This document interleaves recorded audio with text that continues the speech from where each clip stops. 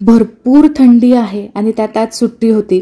थंडी म्हटलं तर वरून आपण स्वेटर घालू शकतो, शरीराला वरून तर उष्णता देऊ शकतो, ऊब देऊ शकतो, पण शरीराच्या आतमध्ये सुद्धा उष्णता भेटायला हवी. म्हणूनच आज ठरवलं नॉनव्हेज सोबत आज आपण मस्त बाजरीच्या भाकरीचा बेत करायचा. पण बाजरीची भाकरी म्हटलं ना की आमच्या घरामध्ये ती काळ्या कलरची भाकरीच नको आम्हाला, म्हणून नाकडोळे मुरडले जातात खरं तर. म्हणूनच मग बाजरीच्या पिठाचं वेगळं काय करता येईल असा प्रश्न डोक्यामध्ये निर्माण झाला आणि चला म्हटलं आज आपण नॉनव्हेज सोबत खायला वेगळं काहीतरी बनवूयात. खरं तर हा पदार्थ जो आहे ना तो फक्त नॉनव्हेजसाठीच नाही तर व्हेजमध्ये सुद्धा तुम्ही नक्कीच बनवू शकता. इथे 2 कप भरून मी पीठ चाळून घेतलो. यामध्ये 2 मोठे चमचे भरून आपल्याला बेसन पीठ घालायचं आहे आणि याचबरोबर 2 मोठे चमचे भरून मी इथं बारीक रवा घातलाय. पीठ चाळून झालं. आता चवीप्रमाणे यामध्ये आपल्याला मीठ घालायचं आहे आणि याचबरोबर इथे मी हिंग घेतलेली आहे, तर 1 पाव चमचा भरून आपल्याला यामध्ये हिंग घालायची. हिंग जरूर घाला, मस्त स्वाद येतो आणि याचबरोबर हिंग घातल्यामुळे पचायला सुद्धा हलकं पडतं. याचबरोबर 1 चमचा भरून इथे मी तीळ घेतलेत आणि याचबरोबर इथे 1 अर्धा चमचा भरून हळद आणि 1 मोठा चमचा भरून लाल तिखट घेतलंय. तिखटाचं प्रमाण तुमच्या अंदाजाप्रमाणे ठेवू शकता. आता इथे मी 2 चमचे भरून कसुरी मेथी घेतली आहे. ही मी ऑलरेडी आधीच भाजून ठेवलेली होती. आता छान कुस्करून यामध्ये घालायची. सगळं साहित्य हातानेच व्यवस्थित आधीच मिक्स करून घ्यायचं. सगळी पिठे इथे चांगली मिक्स करून झाले की अर्धा कप भरून इथे मी बारीक चिरलेली कोथिंबीर घेतली आहे. याचबरोबर जर तुमच्याकडे मेथी असेल ना तर अर्धा कप भरून बारीक चिरलेली मेथी सुद्धा तुम्ही घालू शकता, मस्त स्वाद येतो. पण मेथी नसेल तर इथे तुम्ही कसुरी मेथी वापरू शकता. आता ही मेथी सुद्धा या पिठामध्ये चांगली मिक्स करून घेऊया. चला आपलं पीठ तर इथं रेडी झालेलं आहे. हे थोडंसं साईडला ठेवूयात आणि एक चटपटीत असा मसाला म्हणजेच एक छोटंसं वाटण तयार करून घेऊया. तर यासाठी इथं मिक्सरचं भांडं घेतलंय.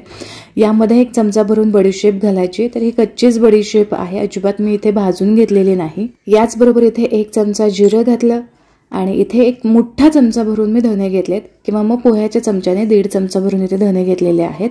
आता याचबरोबर इथे मी ओवा सुद्धा घेतलाय, तर अर्धा चमचा ओवा घेतला. ओवामुळे छान स्वाद येतो. आता इथे आपल्या आवडीप्रमाणे इथे हिरव्या मिरच्या घ्यायच्यात. 1 गड्डी लसूण मी सोलून घेतला आणि 1 इंच आल्याचे तुकडे घेतलेत. आता हे सगळं साहित्य थोड्याच प्रमाणामध्ये आहे, यामुळे थोडंसं पाणी घालून हे चांगलं बारीक असं आपल्याला वाटून घ्यायचं आहे. तर हे बघा असा मस्त मसाला आपला इथे तयार झालेला आहे. मस्त सुवास या मसाल्याचा येतो. चटपटीत असा हा पदार्थ बनतो.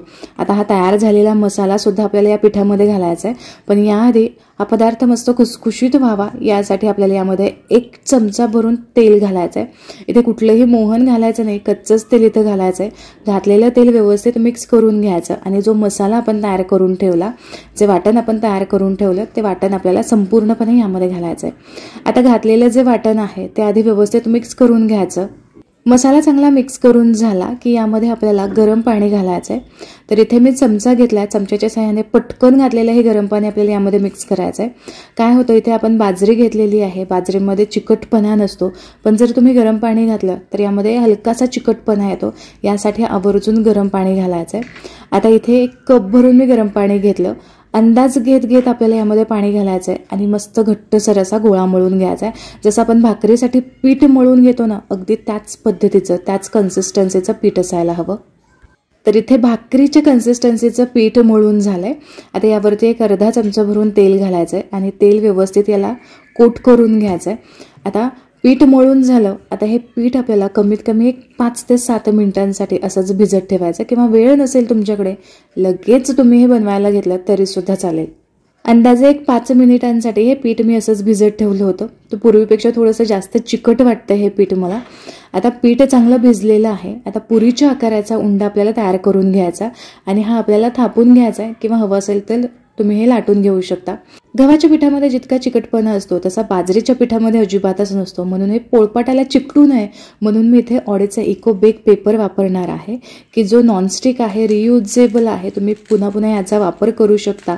हेल्दी आहे आणि मुळातच हा इको फ्रेंडली आहे.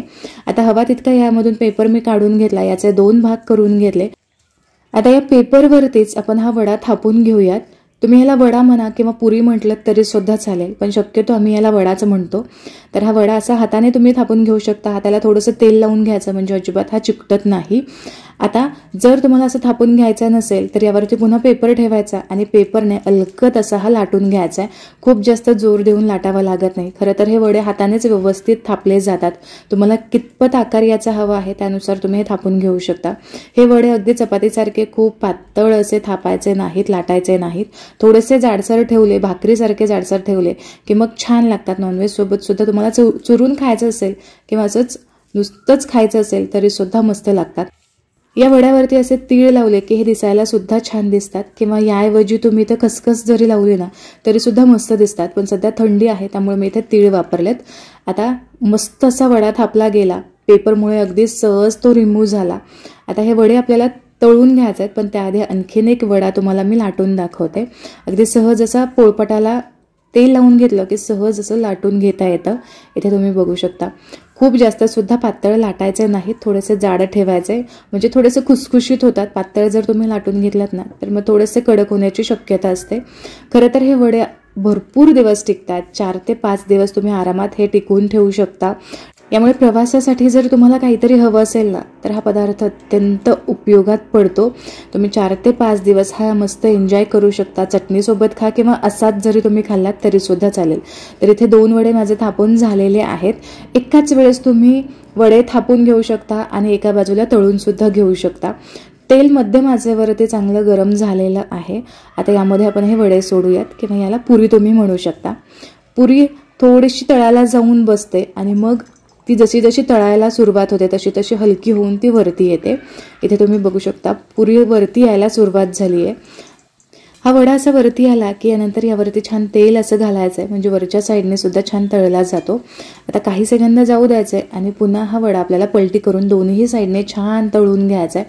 जर तुम्हाला ताजा ताजा खायचं असेल तर थोडंसं तुम्ही पटकन हा वडा बाहेर काढून घेतला तरी सुद्धा चालेल. पण जर तुम्हाला हे वडे किंवा ही पुरी तुम्हाला जास्त दिवसांसाठी हवी आहे तर मात्र मंद आचेवरती किंवा मीडियम फ्लेमवरती छान ही तळून घ्यायची म्हणजे मस्त टिकली जाते आणि अजिबात खराब होत नाही.